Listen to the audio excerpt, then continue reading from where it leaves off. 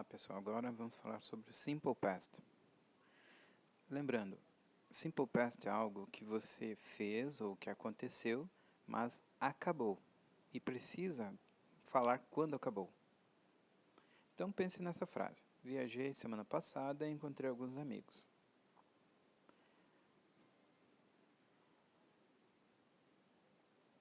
Traduzida essa frase ficaria assim: I traveled last week and I met some friends. Observe ali que a frase nos indica quando aconteceu isso. Last week.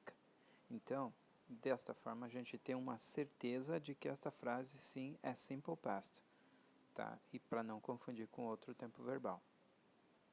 Pensando ainda na mesma frase, observe o verbo traveled, viajei. Quando acontece de encontrar um verbo com ed, quer dizer que ele é um verbo regular.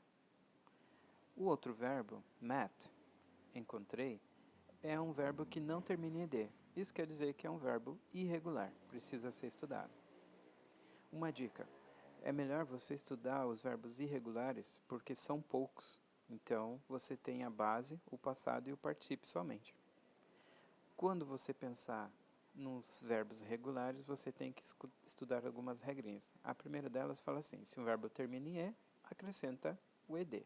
Então, temos ali o exemplo: o verbo live termina com e, você só precisa pôr um d para transformá-lo para o passado. Segunda regrinha fala assim: verbos terminados em consoante, vogal, consoante, que forem monossilábicos ou dissílabos tônicos. Você vai repetir a última letra e daí acrescenta o ed. Então temos dois exemplos: stop, virou stopped, e control, controlled.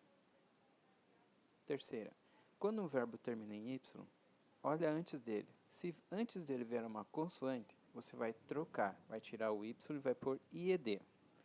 Então temos de exemplo, verbo study, tira o y, coloca ied, vira studied. E a quarta regrinha fala assim: outros verbos apenas acrescentamos ed. Então eu coloquei ali de exemplo o verbo play. Observa que antes do y vem uma vogal agora. Então você só precisa colocar o ed. Quer dizer, ele se encaixa na regra geral de todos os outros verbos. Repetindo as regras, 1, 2, 3 e 4, só observar. Caso você não tenha entendido, volta ao vídeo e estuda novamente. Nas frases negativas e interrogativas, agora você vai precisar usar auxiliar. No passado só tem um, é did. A contração dele, did not, é didn't. Então observe as estruturas aí.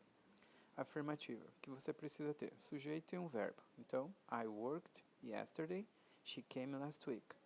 Nas negativas e interrogativas eu coloquei auxiliar. Então, acrescentei o did not e mudei o did para frente, ok?